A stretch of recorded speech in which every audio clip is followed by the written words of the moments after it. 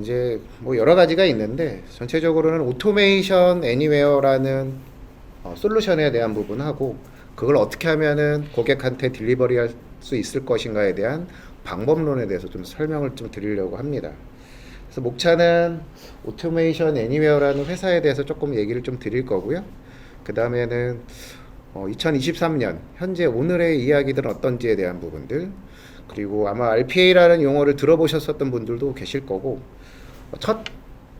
근본에 처음 들어보시는 분들 있을 것 같은데 RPA라는 부분에 대한 간략한 소개, 그리고 저희가 같이 솔루션으로 딜리버리하고 있는 A360 플랫폼이라는 부분들, 그리고 솔루션도 각각 장단점이 있기 때문에 저희하고 경쟁 제품에 대한 비교, 그리고 세일즈에 필요한 라이센스 정책하고 기타 방법들에 대해서 진행할 예정입니다.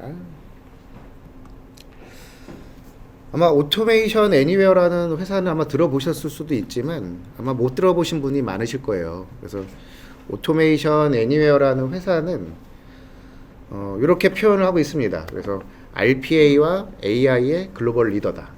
네. 그래서 RPA는 요즘 많이 이슈가 되는 용어 중에 하나고 거기에 플러스해서 AI도 뜨거운 용어 중에 하나죠. 그래서 그 두 가지 용어에 있어서는 기술적이나 아니면 비전에 대해서는 전체적으로 글로벌적으로는 선도하고 있는 업체다라고 얘기를 하고 있고요. 여기서 말하는 또 디지털 워크포스라는 부분의 용어가 새롭게 나옵니다. 아마 디지털 워크포스가 아마 익숙치가 않으실 건데 자동화에 대한 부분이다 보니까 봇을 만들어 가지고 그 봇이 새로운 인턴이나 아니면 새로운 직원과 같은 역할을 할 수 있다라는 개념으로 디지털 워크포스라는 용어를 사용하고 있습니다. 그래서 2020년 좀 오래된 자료이긴 하지만 2020년 말까지 300만 개의 풀타임 인플로이를 전 세계적으로 배포를 해서 운영을 할 수 있게끔 서비스를 제공하고 있다라는 캐치프레이로 강조를 하고 있습니다. 오토메이션 애니웨어는 실제 회사 본사는 산호세에 있다고 합니다. 저도 가보지는 않았고요. 여기서 좀 강조 드릴 부분은 2023년도에 테스티스 솔루션이라는 회사 이름으로 처음에 시작을 했었고요. 그때 당시에는 오토메이션 애니웨어라는 회사 솔루션 이름으로 첫 릴리즈를 2005년에 제품을 내놨습니다. 그러다가 2010년도에는 오토메이션 애니웨어라는 회사로 사명을 바꿨고요. 저희 한국 지사는 2018년도에 첫 세워졌습니다. 그래서 그 전까지는 한국에는 지사가 없었고요. 초기에는 2005년도에 이렇게 오토메이션 애니웨어라는 소프트웨어가 이름이 2019년도에는 오토메이션 2019로 이름을 바꾸고요. 그 다음에 21년도에 오토메이션 360이라는 이름으로 다시 바꾸어서 현재까지 이루고 있습니다. 최근에 제가 뉴스를 보다가 재미있는 영상을 하나 받은 게 있어가지고 같이 한번 좀 보고 더 내용을 나눠보도록 하겠습니다. 외식업계 부인난이 심각하다 보니 사람 대신 로봇을 고용하는 가게가 꾸준히 늘고 있습니다. 서빙뿐만 아니라 조리까지, 심지어 고기를 알맞게 구워주는 로봇까지 등장했다는데요. 우리가 알고 싶은 생활경제 송지혜 기자가 취재했습니다. 아마 보신 분도 아마 계실 것 같은데요. 지난해 10월부터 평일엔 홀서빙 직원이 아예 없습니다. 대신 서빙 로봇이 음식을 나르고 있습니다. 월급 250만 원에는 이거는 많이 보셨죠, 요 로봇을. 직원 2명 쓰는 정도는 더 겉뜻이 갓대나게 하는 것 같아요. 그 정도로 제가 똑순이에요. 말 잘 듣지, 애 안 먹이지, 스트레스 안 주지, 너무 좋죠. 덕분에 인건비도 크게 줄였습니다. 서빙 로봇 월 임대료는 30만 원에서 60만 원 수준. 한 달 최저임금 기준 월급의 3분의 1도 안 됩니다. 서울의 한 배달 전문 삼겹살 가게. 직원이 주문받은 고기를 로봇에 올려놓자 고기 상태를 인식한 뒤 스스로 구워냅니다. 이거 혹시 보셨나요? 마블링 기율을 이미지 센서로 추출해서 크게 3가지 다른 온도와 시간 조건으로 고기를 구워내고 있습니다. 조리에 걸리는 시간은 소고기 체크살 1분, 삼겹살은 4분 안팎으로 1시간에 최대 110인분까지 만들 수 있습니다. 사람들이 뜨거운 불 앞에서 오랜 시간 고기 굽는 일을 꺼리는 점에 착안해 개발됐습니다. 월 임대료는 100만 원 수준입니다. 배달앱 리뷰 평균 점수는 5점 만점에 4.9점으로 아주 높습니다. 직접 먹어본 시민들 반응은 어떨까? 그렇게 짜도 안 하고 단맛도 조금 있고 맛있어. 이 삼겹살을 사람이 구운 게 아니고 로봇이 구웠어요. 어머, 어머. 어머, 1년간에 시달리는 외식 짠것 같기도 하죠. 업체가 로봇 활용을 늘리고 있습니다. 높은 노동 강도 등으로 사람들이 식당 일을 기피하면서 지난해 하반기 음식점, 숙박업의 인력 부족률은 5.3%로 전 산업 평균인 3.4%를 웃돌았습니다. 여기에 인건비 부담까지 늘자 대안으로 로봇 쓰는 가게가 늘고 있는 겁니다. 2019년 국내에 서빙 로봇을 처음 도입했던 VD 컴퍼니. 당시 50대에 불과했던 보급 대수는 껑충 늘어 올해는 2,500대 보급이 목표입니다. 로봇 때문에 일자리가 줄어들 거란 우려는 여전하지만 불가피한 현상이란 분석이 많습니다. 제품력이 보완될수록 사람이 하기 싫은 일, 그리고 사람이 하면 안 되는 일, 그런 부분들을 보완하고 협력하고 더 나아가서는 아주 미래에는 대체를 할 수 있는 사람과 로봇이 공존할 방법을 찾을 고민도 꾸준히 이루어져야 할 걸로 보입니다. JTBC 송재입니다.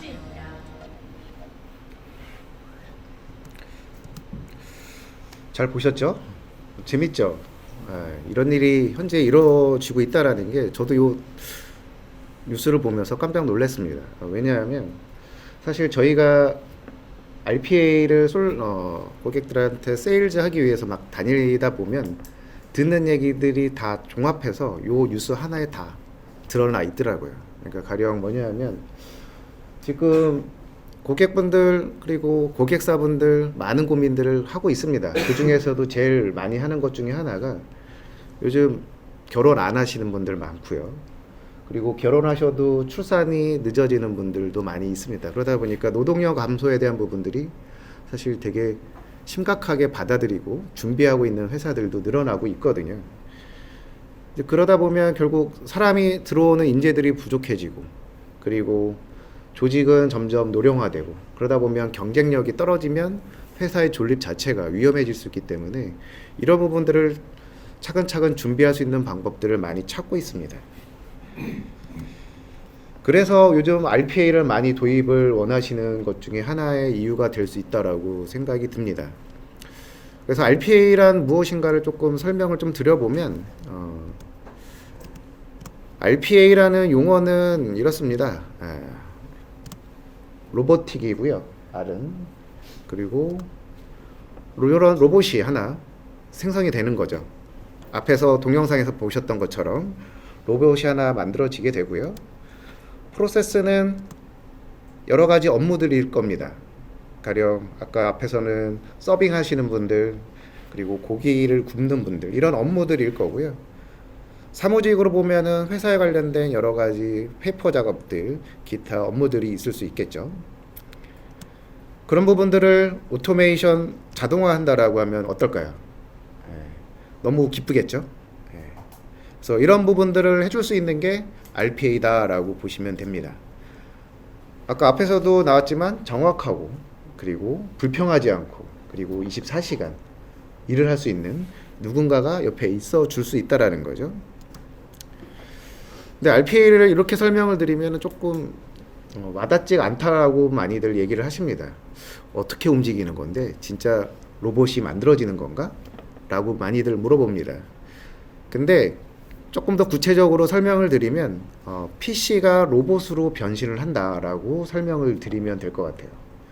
가령 RPA는 저희들이 하는 업무들이 다 PC를 가지고 하는 업무들이 많으시잖아요. 그래서 컴퓨터가 하는 업무를 그대로 따라하는 소프트웨어가 바로 RPA다 라고 생각을 해주시면 됩니다.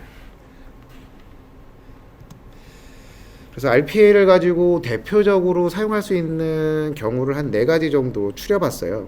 그래서 보면 엑셀 작업들 많이들 하시나요? 엑셀 작업들 많이 하시는 분.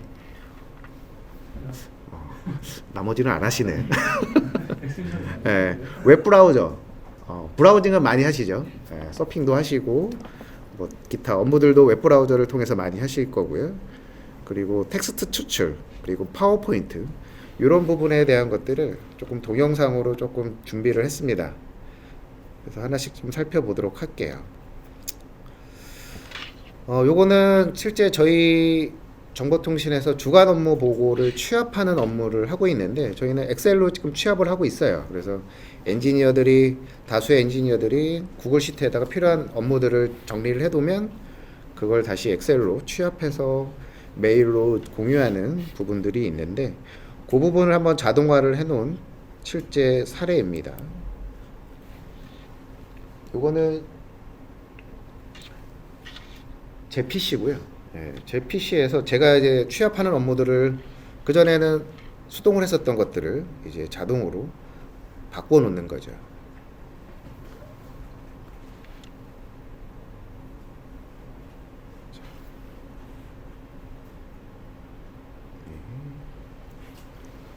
플레이를 시키게 되면 이제 제 PC가 로봇으로 변신을 합니다. 그러면 필요한 작업들이 자동으로 수행이 되게 되는데 보면 워크시트, 구글 시트 같은 경우는 웹상에서 존재를 하죠. 그래서 구글 시트를 열어가지고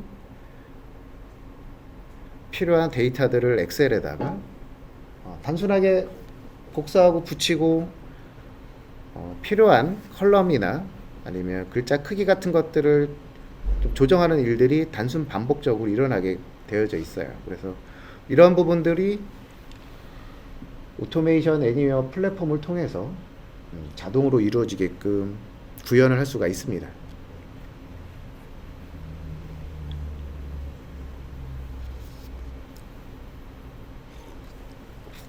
지금 보면 구글 시트에 있는 내용들을 엑셀 시트에다가 다 옮겨 적고 있죠. 네. 날이 조금 더워졌죠. 더우신 것 같은데, 그죠?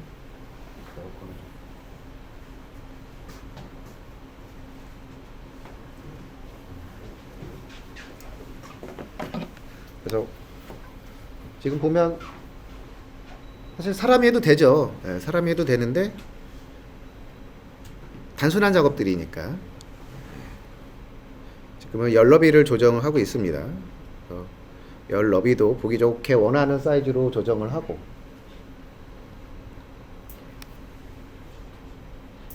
이런 시트들이 많이 있으면 많이 있을수록 작업하기는 귀찮아지죠, 사람은. 이런 부분들 같은 경우는 너무 잘 구현이 되고 정확하게 이루어지게끔 가능합니다. 그래서 이런 식으로 쭉 진행을 하게 되는 거죠. 그래서 모든 작업들이 완료가 되면 필요한 내용들을 메일로 해당 사용자분들한테 같이 공유할 수도 있고요. 그래서 기본적으로 가장 많이 적용할 수 있는 부분은 엑셀 가지고 뭔가 작업하는 업무들, 이런 부분들은 가장 빨리 그리고 정확하게 적용할 수가 있습니다. 자, 두 번째는 아까 웹브라우저 쪽을 말씀드렸었는데 웹브라우저를 가지고 하시는 업무들도 충분히 구현이 가능합니다. 지금 보여드릴 동영상은 대법원에 보면은 나의 사건 검색이라는 부분이 있어요. 아마 법원 쪽하고는 아마 가보신 경우가 없으실 것 같은데 그쪽에 하면은 사건 번호가 있고 사건 번호에 맞춰서 진행되는 본인의 사건에 대한 변동 사항들을 트래킹할 수가 있는데 그런 부분들을 자동으로 어떻게 구현할 수 있는지에 대한 부분입니다.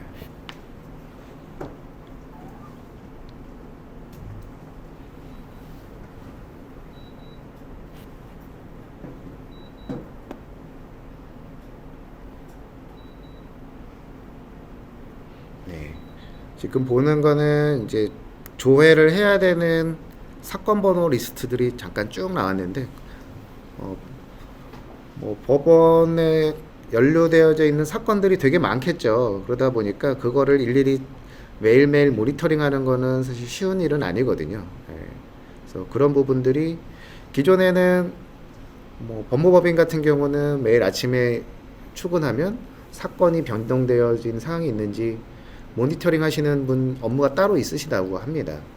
가령 큰 법인 같은 경우는 하루에 체크해야 되는 사건이 한 3,000개씩 된다고 해요. 그러면 개당 5분씩만 잡아도 3,000건이니까 어마어마한 시간을 사건 변동사항 확인하는 데에만 낭비를 하고 있었던 부분들이 있었겠죠. 이제 지금과 같은 경우는 대법원 같은 경우는 보시면 알겠지만 사람이 안 하고 보시하면은 잘 못할 수 있게끔 방지하는 캡처 기능이 들어가져 있어요. 그래가지고 보시면 저 위에 736574라는 부분이 봇은 인식하기가 좀 어렵거든요. 사람은 쉽게 인식하는데 이제 이런 부분들도 뚫고 자동화하실 수 있게끔 구현이 가능하고요. 그래서 나의 사건 검색에서 필요한 항목들을 다 일일이 추출을 해서 엑셀에다가 아니면 텍스트로 저장을 하고 그 이후에 이전 데이터하고 현재 데이터가 틀린 부분이 어떤 부분이 있었는지에 대한 것들을 다 모니터링을 합니다.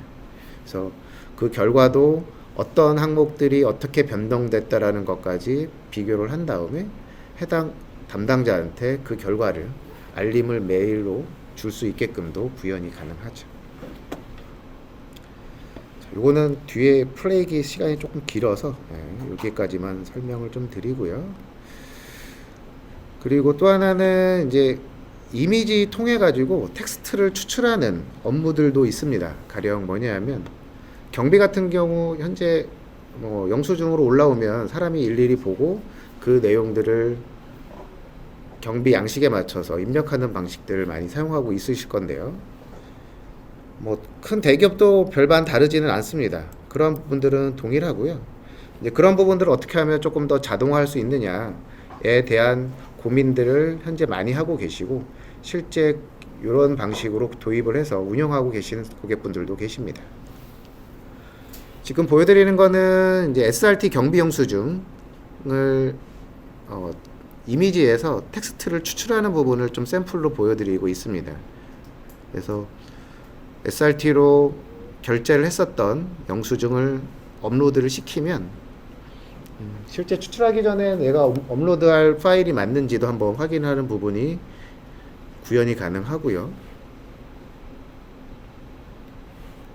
그리고 실제 텍스트를 추출하게끔 하는 액션을 취하게 되면 백단에서는 오토메이션 360에 있는 iQbo 서비스라는 서비스하고 같이 연동이 돼서 실제 데이터를 추출하게 됩니다.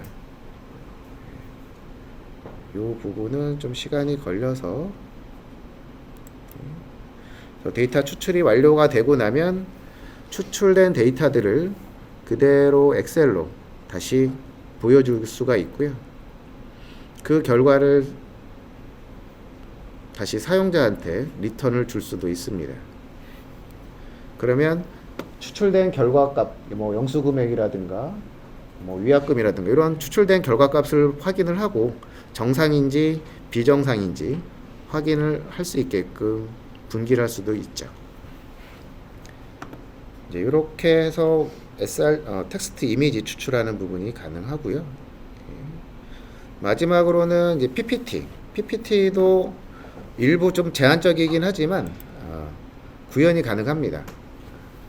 요즘 챗GPT가 많이 뜨고 있어서 챗GPT로도 더 만들 수도 있을 것 같기는 한데 현재는 A360에 있는 기능만으로 한번 구현을 해본 동영상이고요. 요거는 저희가 교육 서비스도 같이 하다 보니까 교육 수강생들이 수강을 하고 나면 교육 수료증을 발급하는 부분들을 자동화해 놓은 부분입니다.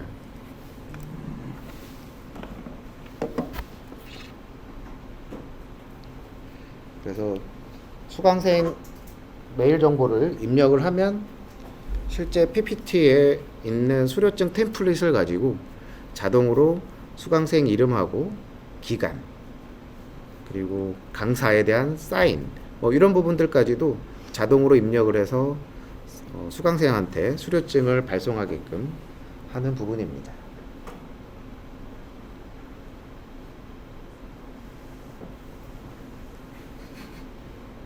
네. 저희 수료증 템플릿이고요. 네.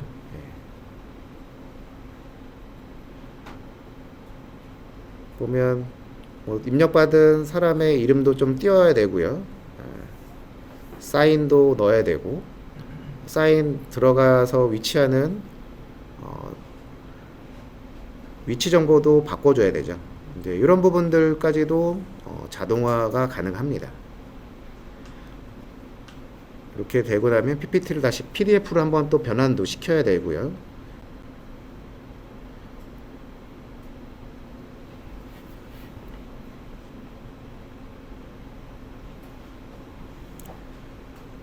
자, 여기까지 해서 보시면 필요한 부분들이 지금 공통적인 특징은 PC를 통해서 이런 작업들이 이루어지셨었다라는 거죠. 업무들이 기존에.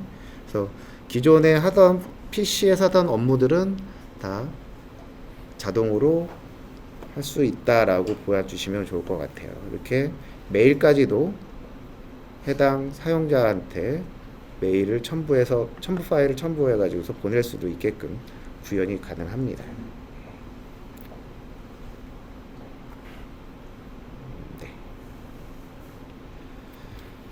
자, 그래서 RPA는 기본적으로 PC를 사용하는 업무는 다 가능하다라고 말씀을 드려요. 예, 근데 PC로 하는 업무를 다 할 수 있는 거하고 다 해도 되냐는 조금 틀린 문제인 것 같습니다. 왜냐하면 RPA는 어떤 업무에 주로 적합하냐 하면은 정형화되고 그리고 반복적인 업무에 좀 적합합니다. 가령 일회성으로 끝나는 업무는 그냥 사람이 한번 하고 나면은 없어지는 업무다 보니까 그런 일은 굳이 자동화할 필요가 사실은 없죠. 그리고 불규칙한 어떤 정형화된 룰이 없는 거는 사실 예외에 대한 부분들을 많이 만들어서 준비를 해야 되기 때문에 비용이 오히려 많이 들기도 하고 노동력에 대한 이점들이 줄어들 수가 있습니다. 그렇기 때문에 보통은 RPA에 적합한 업무는 노동력이 많이 들어가고 반복적이고 그리고 많은 사람이 하는 업무들을 선택하시는 게 좋다라고 말씀을 드려요. 그래서 그러한 부분들을 업무를 발굴을 하게 되면 실제는 그러한 내용을 정형화시키고 프로세스를 분석을 한 다음에 필요한 내용을 가지고 실제 개발을 하게 됩니다. 그래서 개발된 내용은 공통된 PC에서 스케줄에 맞춰서 반복적으로 실행되는 구조를 가지게 되는 거죠. 그래서 오토메이션 애니웨어에 대한 시장 평가는 뭐 조사 업체마다 조금 차이는 있는데 글로벌하게는 넘버 원으로 많이 얘기가 되어지고 있습니다. 왼쪽에서 보시는 것처럼 뭐 RPA 기능 또는 AI하고 클라우드에 대한 기능들을 포함을 시켰는지에 대한 부분까지도 다 통합적으로 봤을 때는 오토메이션 애니웨어가 넘버 원이다라고 얘기를 하고 있고요. 그 2등 자리는 뭐 UiPath라는 강력한 경쟁 솔루션이 또 있습니다. 그리고 블루프리즘 뭐 기타 솔루션들이 있고요. 시장 규모는 작년 8월 기준으로 가트너에서 나온 자료를 찾아보니까 한 연평균 성장률이 한 17%씩 성장한 걸로 나와져 있습니다. 그래서 올해는 한 33억 달러 정도의 글로벌 매출 규모가 이루어질 거다라고 지금 보고 있고요. 20년도에서 21년도가 좀 많이 뛴 것 같습니다. 아마 코로나 영향이 있지 않았을까 싶습니다. 왜냐하면 코로나 때문에 많이 재택으로 많이 들어가고 그러다 보니까 기존 업무들은 계속 누군가는 해야 되다 보니까 그런 부분들에 많은 관심을 가지고 실제 도입을 한 결과가 아닌가 싶고요. 본격적으로 오토메이션 360에 대한 그 세부 기능에 대해서 조금 살펴보려고 합니다. 이름이 조금 바뀌었어요. 예전에는 오토메이션 애니웨어 엔터프라이즈라는 이름으로 되다가 2019년도쯤에 오토메이션 2019라고 이름을 바꿨고요. 그러다가 2021년도에 다시 오토메이션 360이라고 이름을 바꿨거든요. 그래서 사실은 2019나 360이나 같은 제품이다라고 보시면 됩니다. 그래서 라이센스 구조로 봤을 때는 여기서 보이는 것처럼 컨트롤룸이라는 게 하나가 있어야 되고요. 그리고 크리에이터, 러너 이렇게 구별돼서 총 3개의 항목들이 기본적으로 필요로 합니다. 그래서 저희 솔루션은 이게 하나만 있어서는 안 되고요. 가령 크리에이터만 있어가지고는 동작이 안 되고 요 3개가 다 한 세트로 기본적으로 갖춰져야지만 구동이 됩니다.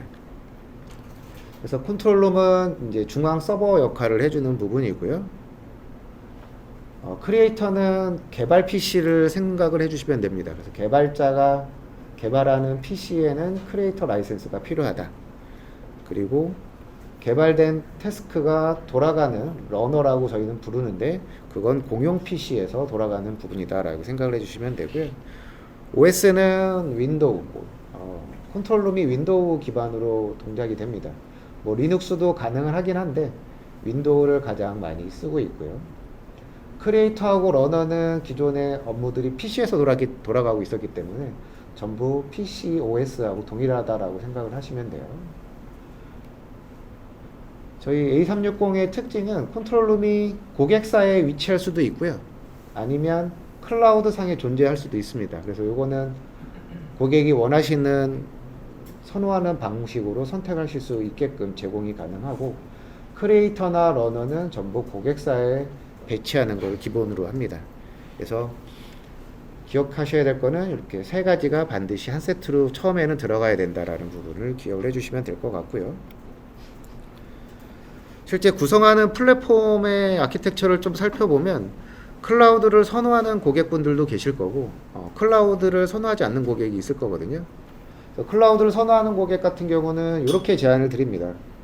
그래서 보시는 것처럼 컨트롤룸이라는 거는 이렇게 클라우드 쪽에 배치를 하고 나머지 크리에이터, 개발 PC나 실제 수행되는 PC들은 온프레미스 쪽에 구성을 하게 됩니다. 그래서 온프레미스 쪽은 보통 요즘 가상화를 또 고객분들이 많이 쓰시다 보니까 가상화 기반의 크리에이터나 러너를 구성을 하시면 되고요. 클라우드를 쓰면은 장점은 일단 구독료의 모든 비용이 다 포함되어 있어요. 가령 어떤 비용들이 포함되어 있냐 하면은 인프라 비용, 그리고 네트워크 비용, 그리고 관리하는 비용들이 전부 구독료에 포함되어 있기 때문에 추가적인 비용들을 감안을 안 하셔도 돼요. 이게 저희 솔루션의 장점이고요. 그래서 초기 도입 비용을 많이 다운시키고 싶은 고객분들은 클라우드 모델을 선택하시는 걸 추천을 드립니다. 근데 클라우드다 보니까 반드시 필요한 거는 이제 서로 연결할 수 있는 인터넷이 필수적으로 필요하다는 부분이 하나의 리퀘어먼트 사항으로 존재를 하고요. 클라우드를 선호하지 않는 고객들, 가령 뭐 보안이나 아니면 클라우드에 적대감이 있는 고객분들도 계시거든요. 그런 분들은 전부 클라우드에 있는 컨트롤룸을 이렇게 온프레미스 쪽에다가 배치시킬 수가 있습니다. 그러면 기존에 있었던 부분하고 틀려진 부분은 컨트롤룸이 온프레미스에 뭐 가상화나 아니면 피지컬한 서버 기반으로 동작을 시킬 수가 있으시고요. 이렇게 되면 클라우드에서 가져갔었던 이점들은 조금 상쇄가 되겠죠. 그러니까 하드웨어에 대한 인프라 비용들, 그리고 이런 컨트롤룸을 관리하는 비용들도 추가적으로 발생이 될 겁니다. 어쨌든 고객은 요 앞에 있는 방식하고 요 뒤에 있는 방식, 2가지 방식 중에서 선호하는 모델을 선택하실 수 있게끔 제안을 드릴 수가 있다라는 거고요. 컨트롤룸은 사실 뭐 물리적으로 뭐 보여드리기가 좀 어려운 부분이다 보니까 저희는 웹으로 이렇게 보여드립니다. 그래서 컨트롤룸은 저희는 전부 웹 기반으로 로그인을 하게 되고요. 컨트롤룸의 가장 큰 특징은 저희는 이렇게 소스를 전부 컨트롤룸에서 가지고 있고 운영하고 수정할 때 사용할 수 있는 소스 코드를 별도로 보관하고 사용할 수 있는 모드를 같이 제공을 해드리고 있다는 거고요. 태스크들은 보시기 편한 디렉토리 구조로 관리가 되어지고 있습니다. 또한 개발 소스도 버전별로 관리할 수 있는 기능들이 내장이 되어 있어서 따로 버전 관리를 위한 솔루션을 추가로 도입을 안 하셔도 가능합니다. 그래서 컨트롤룸에 살 수 있는 일들은 지금처럼 사용자별 로그인을 관리할 수 있는 부분들이 있고요. 그리고 웹 서버나 아니면 클라우드 서버를 통해서 사용할 수 있는 부분들이 있습니다. 그래서 컨트롤룸은 개발 소스도 전부 컨트롤룸을 통해서 관리가 되어지고 있습니다. 그리고 버전 관리 기능 아까 말씀드렸고요. 그리고 디바이스는 컨트롤룸에 연결되어 있는 여러 공용 PC들 그리고 개발 PC들을 디바이스라고 부르는데 그런 부분들도 이 컨트롤룸을 통해서 다 관리가 가능합니다. 그리고 사용자도 마찬가지고요.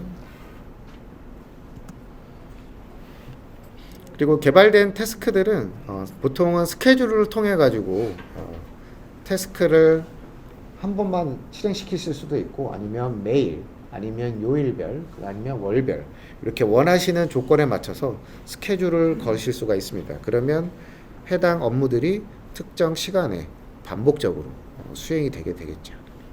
그래서 이런 스케줄 기능이 가장 중요한 구성 요소고 그리고 모니터링 기능이 저희 오토메이션 360 기능 중에 강한 부분입니다. 가령 뭐냐면 어떤 태스크들이 언제 어디서 지금 실행이 되고 있고 그리고 어떤 태스크가 실행이 될 건지 그리고 실행되고 있으면 현재 어느 정도 수행됐는지를 이렇게 확인하실 수 있는 항목들 뷰를 제공을 합니다. 그래서 어떤 태스크가 실행 대기하고 있는지 실행 중인지 실행 중인 태스크는 현재 어떤 코드의 어떤 몇 번째 라인 현재 수행되고 있는지에 대한 부분까지도 모니터링이 중앙에서 관리하다라는 게 특징입니다.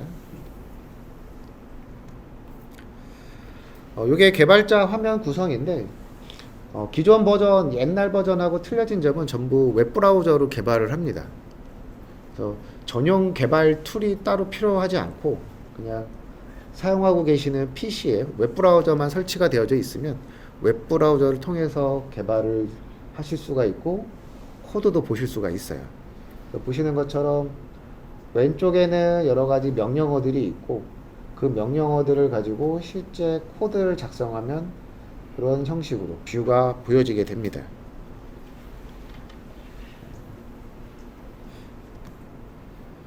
거기에 플러스 해가지고 저희 A360이 가지고 있는 기능 중에 A360이 가지고 있는 기능은 아니고 오토메이션 애니웨어에서 봇을 우리 앱스토어처럼 만들어 놓고 필요한 봇들을 바로 설치하고 바로 가져다가 사용할 수 있는 봇스토어를 운영하고 있습니다. 우리 안드로이드 쓰고 계신 분들은 앱스토어에서 필요한 게임이나 여러 가지 필요한 어플리케이션들, 앱들을 바로 다운로드 받아서 사용하실 수가 있죠. 그거하고 동일하다라고 보시면 돼요. 그래서 앱스토어에 들어가면 올라와져 있는 패키지나 태스크들이 쭉 보이게 되고요. 비슷한 내가 하고자 하는 업무하고 비슷한 성격의 태스크들을 바로 다운로드 받아서 쓰실 수가 있어요. 그렇게 되면 이 점들이 더 빨리 프로세스를 자동화시킬 수가 있겠죠. 가령 요즘 챗GPT 많이 이슈가 되고 있어서 찾아보면 챗GPT에 관련된 패키지도 올라와져 있습니다. 그래서 챗GPT를 사용할 수 있는 커맨드들이 쭉 바로 사용할 수가 있고요. 이렇게 프롬프트에다가 원하는 질문들만 넣으셔도 바로 연계시켜서 동작시킬 수가 있게끔 봇스토어에서 이런 부분들을 제공을 하고 있죠. RPA 솔루션을 보면 되게 오토메이션 애니웨어, UiPath 이 두 개만 현재는 비교 장표에는 넣어놨는데 사실 여러 가지가 있습니다. 블루프리즘도 있고요. MS의 파워 플랫폼도 있고요. 국산 솔루션도 있습니다. 근데 글로벌한 벤더 1, 2에 대한 부분들만 좀 비교 장표에 넣어놨습니다. 그래서 특징은 오토메이션 애니웨어는 일단 초보 분들부터 개발자 분들까지 광범위하게 사용하실 수 있는 인터페이스를 제공을 해드립니다. 가령 UiPath 같은 경우는 조금 개발자의 친화적인 인터페이스를 가지고 있다 보니까 개발자가 아니신 분들은 자동화하기가 조금 어려워요. 그래서 조금 글로벌하게 아니면 회사 내적으로 좀 확산시키려고 할 때 개발자 아니신 분들은 확산하기 어려운 부분들이 있겠죠. 그래서 접근 장벽이 낮다라는 게 장점이고요. 그리고 코드 형태도 저희는 자연어 형태를 많이 닮았습니다. 그냥 영어 형식으로 그냥 쭉 문장 읽듯이 코드를 읽어보시면 이해할 수 있는 형식으로 표시가 되거든요. 그래서 개발을 안 해보셨던 분들은 또 그런 부분들에 대한 거부감을 또 낮출 수 있는 부분이 되고요. 그리고 저희는 클라우드도 제공할 수도 있고 온프레미스도 제공을 할 수가 있습니다. 그러다 보니까 UiPath 같은 경우는 온프레미스만 지향을 했었고요. 이제 이런 부분들에 있어서 고객이 원하시는 배포 형태들을 만족시킬 수 있는 장점이 되고 있고요. 아까 앞에서 설명드렸던 것처럼 저희는 컨트롤룸을 통해서 관리가 이루어집니다. 그래서 운영하거나 실제 모니터링을 할 때 훨씬 수월하고 추가적인 비용이 안 든다라는 장점이 있고요. 그리고 개발하는 개발 툴도 저희는 웹브라우저만 가지고 있으면 개발하실 수가 있고 타사와는 달리에 전용 개발 툴이 따로 필요가 없습니다. 이런 장점들이 있습니다. 그래서 지금 설명드린 내용들을 보면 그런 거 같다라는 생각이 조금 드실 수도 있는데 조금 더 하나만 더 예를 좀 들고 세션을 우리 권상무님께 넘기도록 하겠습니다. 지금 보면 저희는 컨트롤룸이라는 게 이제 외부로 이제 구성이 되어 있다라고 말씀을 드렸고, 이렇게 아이디하고 패스워드로 로그인을 하면 여기에서 보이시는 것처럼 개발 화면 그리고 모니터링 화면들을 다 보실 수가 있어요. 그래서 지금 보면 한글로도 다 지원이 되고, 자동화를 한다라고 하면 이렇게 크리에이트 태스크 봇을 해서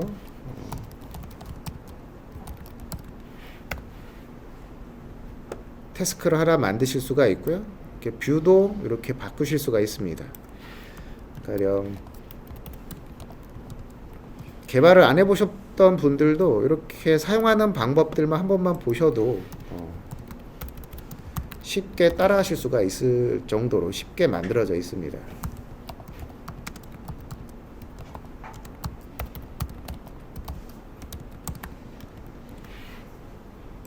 이렇게 하면 그냥 메시지 상자 안녕하세요 바이텍 가족 여러분, 그냥 자연어처럼 이제 표시가 되죠. 그래서 그냥 실행 누르시면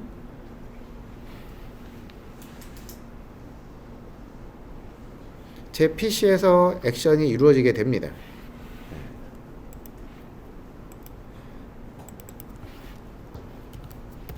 가령 엑셀 파일을 연다 라고 하시면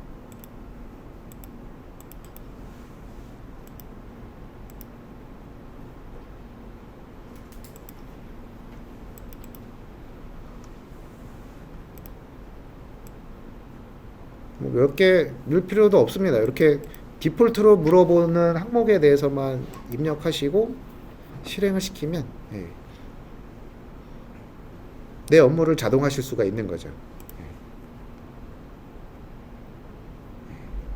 이런 식으로.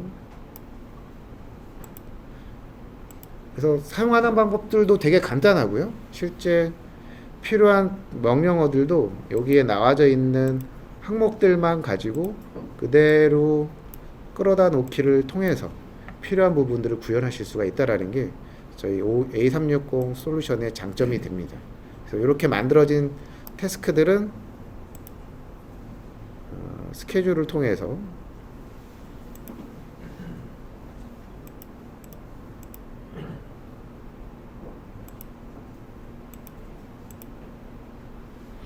이렇게 스케줄을 통해서 필요한 시간에, 지금 이 업무 같은 경우는 9시에 매주 일요일날 9시에 수행되게끔 스케줄을 걸어 놓은 거죠. 그래서 매주 9시만 되면 취합되어져 있었던 주간 업무 보고들을 실제 필요한 분들한테 메일로 자동으로 전송을 하게끔 스케줄을 거실 수가 있는 거죠. 그래서 저희가 지금 설명드린 이 솔루션의 특징은 쉽다, 그리고 빨리 배포가 가능하다, 그리고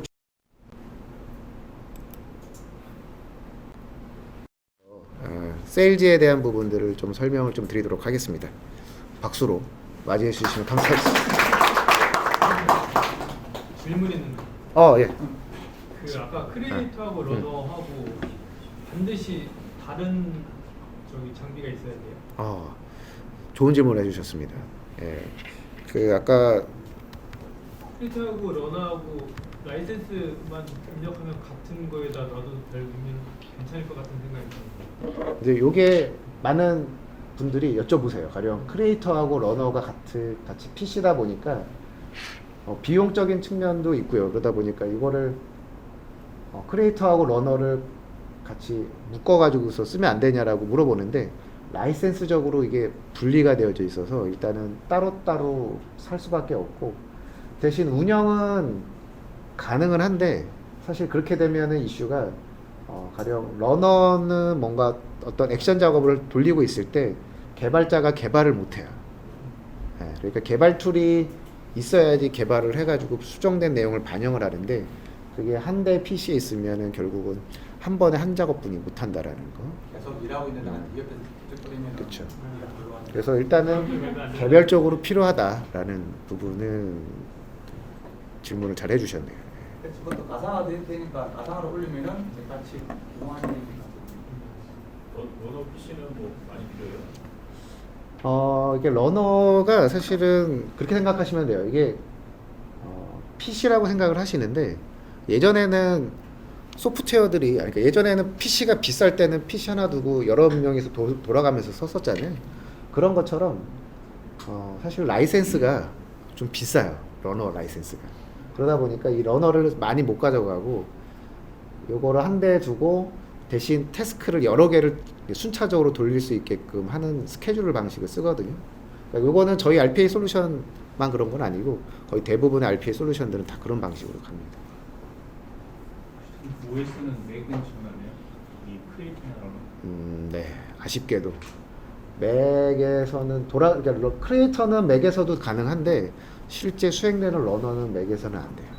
근데 맥도 사실 맥 어플리케이션을 자동화하는 건 아니고 개발에 대한 부분만 이제 맥북을 통해서 관리를 하는 거죠. 전 되게 신기했던 게 뭐지? 로봇이 접근 못하게 우리가 이렇게 글자 치는 걸 해놨는데 그걸 캡착, 예. 그 사실은 그 알려는 프로텍션하는 것도 누가 만들어서 쓰는 것 같은데 보안 쪽에. 이게 사실 이게 캡차가 그렇잖아요. 저거 원래 그거 방지하려고 방지하려면 말하는 저건 이제 RPA 자체가 있는 거 아니고 우리가 이제 파이썬을 이용해서 개발한 거예요. 그러니까 여기 부분이 앞에 이제 조금 텍스트가 뭐 막 돌아가는 게 사실은 AA에서 제공해주는 기능이 아니고 파이썬 통해 가지고 조 이미지를 추출을 해서 그걸 따로 별도로 만들었어요. 그러니까 그거 자체가 엔진이 하나가 있는 거고 그게 요 부분을 인식을 해서 여기 단어를 입력을 하게끔 하는 거죠. 네. 누가 짰어요? 요거는 김도영 과장이라고 있었는데 퇴사를 했습니다. 그래서 소스 코드는 갖고 있으니까. 요게 사실은 파이썬으로 이제 그 부분을 진행을 하는 거예요. 이미지 인식해가지고 다 빼고. 요 부분을 인식해서 뭐 세워가지고 뭐 이미지 값을 또 헥사 코드 값으로 바꿔서 추출을 하더라고요. 그래서 근데 요즘은 구글에 찾아보면은 많은 소스 코드들이 올라와 있더라고요. 그래서 그리고 아까 그 A360 클라우드 쪽하고 러너나 이런 거를 만약에 쓴다 그러면 접속이 항상 돼 있어야 된다고 그랬잖아요. 그렇죠. 네. 순간적으로 끊겨도 그게 작동을 안 해요. 그러니까 돌다가 보통 소프트웨어들이 끊기더라도 약간 돌게 만들어 놓은 그렇죠. 특정 인터벌을 이해하는. 아주 날카로운 질문이십니다. 그 얘기가 지금 여기에서 컨트롤룸이 여기에 있고 클라우드다 보니까 이제 네트워크 환경이 완벽하게 보장이 안 되는 상황이 생길 수가 있죠. 끊길 수 있잖아요. 그렇죠. 그러면 이제 저희 방식이 소스 코드는 여기에 존재를 하고요. 그러니까 클라우드에 있는 컨트롤룸 안에 저장이 되어져 있고 이게 실행되는 시점에서는 컴파일이 여기에서 한번 됩니다. 그러면 컴파일이 되고 나면 그 태스크가 요 러너 쪽으로 컴파일된 소스 코드 실행 파일이 여기서 여기로 이제 내려오게 되죠. 내려오고 나면 여기서 이제 시작이 되거든요. 근데 그 시점에 끊겨버리면 작동을 안 할 수 있어요. 이제 여기서 내려가는 중간에 실패가 나면 이제 실패가 됐다고 컨트롤룸에서 알게 되고요. 그 부분을 다시 재배포할 수 있게끔 옵션이 있어요. 그러면은 내려가다가 문제가 생기면 그건 다시 또 재전송해서 수행이 되고, 수행이 되고 나면 이제 여기서부터는 이제 인터넷하고는 연결이 안 돼 있어도 돌아가는 데는 문제는 없어요. 예. 좋은 질문이십니다. 아, 그래 좀요. 괜찮습니다. 머신러닝 부분은 저 제품에서 어디에 해당되나요? 머신러닝이 사실은 범위를 특정하기가 사실 좀 애매한 게 머신러닝이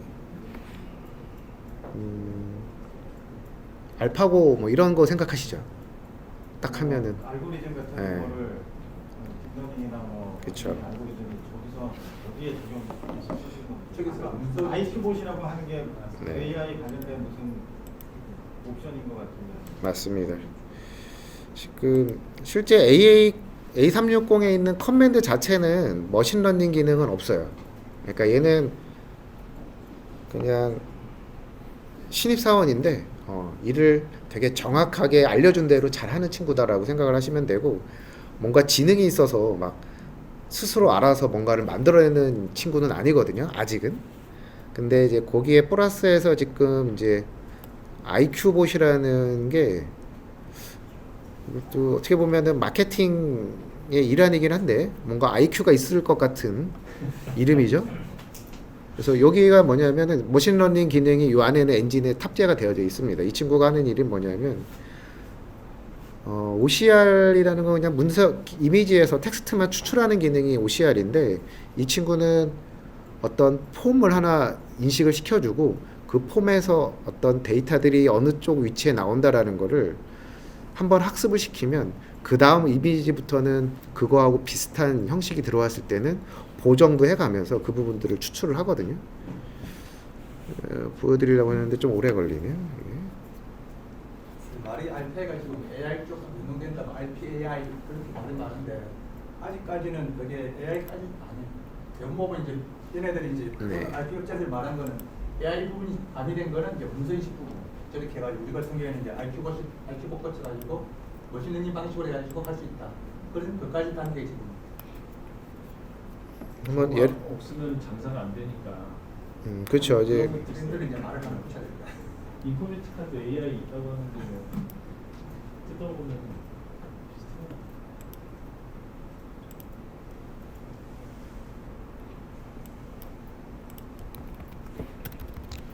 가령 아까 SRT 영수증을 이렇게 올렸었던 것도 실제는 이런 식으로 먼저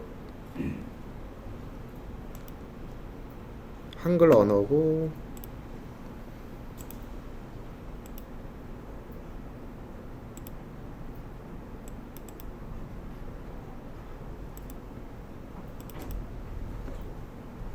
가령 요 이미지에서 어떤 특정 단어를 추출하고 그거에 해당되는 매칭되는 값을 찾게끔 프로그래밍하는 건 쉽지는 않거든요. 가령 영수 금액이 여기 나와져 있는데 37,100원이라는 걸 요 위치라고 알려주는 거는 쉽지는 않아요. 그러다 보니까 IQ봇에는 그런 부분들을 몇 가지 항목들만 이렇게 입력하면 자동으로 찾을 수 있게끔 머신러닝 기능도 포함이 되어져 있어요. 지금 보면 영수금액, 위약금, 승차권 상태. 여기 사실 금액이 위로 될 수도 있고. 그렇죠. 밑에 네. 될 수도 있고 그렇죠. 그렇죠. 찾고자 하는 항목들만 몇 개만 일단 입력을 해볼게요.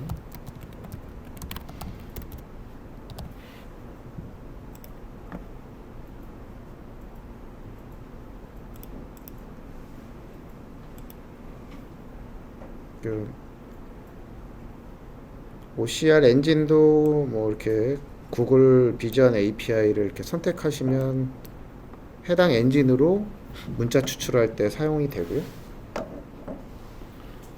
그러면 이게 지금 입력한 거는 찾아야 되는 데이터 이름만 적어준 거죠. 그러면은 이게 분석을 합니다. 이 부분에 대한 값들이 어떻게 나왔고 거기에서 찾고자 하는 게 뭘까를 나름대로 한번 판단한 다음에 결과를 보여주죠.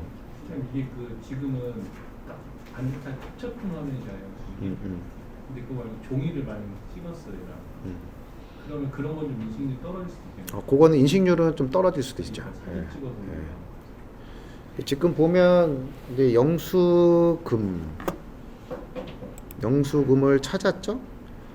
근데 항목값을 여기는 액이라고 되어져 있는데 잘못 찾았잖아요. 원하는 위치가 아니잖아요. 그러면 알려주는 거죠, 제가. 그래서 위약금은 제대로 찾았네. 승차권 상태는 못 찾았으니까 여기다라고, 항목 레벨은 여기, 값은 여기라고 이제 알려주는 거죠, 이 친구한테. 신용카드도 여기 부분. 저 글자를 4개 쳤는데 딴 이제 요런 부분들은 사실 그 OCR 엔진이 이렇게 인식을 했기 때문에 요거는 어떻게 강제로 어떻게 할 수는 없다 보니까 그 부분에 대한 것들은 이렇게 보정하는 방법으로 지정을 해주는 거죠. 사업자 번호 여기고 값은 여기다. 이렇게 한번 학습을 시켜주면 얘는 동일한 비슷한 이미지가 오면 그 다음부터는 비슷한 단어가 검색이 되면 거기에서 그 옆에 있는 값들을 정확하게 찾아올 수가 있죠. 요 안에 그 말씀하셨던 백 실장님이 여쭤보셨었던 머신러닝 기능이 포함이 되어져 있어서 이게 가능한 거고요.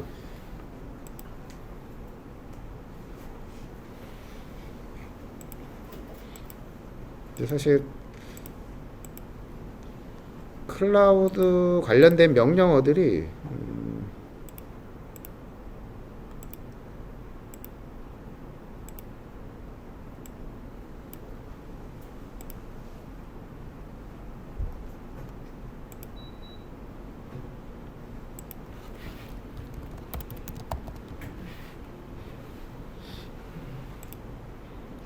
기본적으로 제공해주는 명령어 셋들이 클라우드 관련된 명령어 셋들이 있어요. 그래서 구글이나 아니면 여기는 애저는 아마 안 나오는 것 같은데 애저 관련된 패키지들도 여기다 임포트를 시키면 클라우드에서 제공해주는 뭐 머신러닝 서비스가 있으면 그거하고 바로 연동시켜서 구현도 가능하긴 합니다. 근데 그거는 이제 클라우드에 관련된 지식이 있는 분들이 개발하기에는 좋은 거고요. 지식이 없으면 하는 방법들에 대한 건 좀 가이드를 받아야 될 것 같고요. 그러니까 결국은 조금 더 쉽게 자동화할 수 있는 형식들을 많이 제공해 줄 수가 있다라는 게 가장 차별화된 점이다라고 보면 좋을 것 같습니다. 그러면은 일반 PC 제품이나 브라우저 말고 네. 그냥 커스텀으로 되는 건 UI 어플리케이션, UI 다 됩니다. 다. 가령 지금 말씀하신 거는 저희가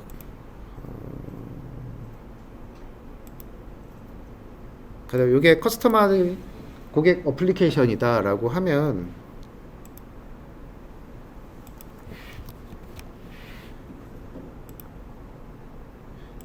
저희는 캡처라는 요 명령어 하나 가지고 다 하거든요. 이게 뭐냐면 기본적으로 어플리케이션들은 다 창 이름이 있으니까 그래서 계산기라는 창에 대해서 저희는 캡처라고 부르거든요. 오브젝트 캡처라고 해서 보면 이렇게 빨갛게 테두리가 바뀌죠. 그러면 이 오브젝트를 인식을 했다라는 거거든요. 그래서 클릭을 하면 그 오브젝트에 대한 왼쪽 클릭, 우클릭 이런 것들을 지정하실 수가 있어요.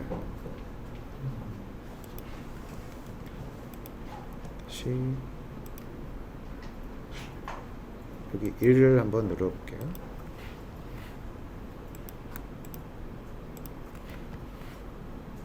얘는 지금 보시면 일부분을 클릭하는 거죠.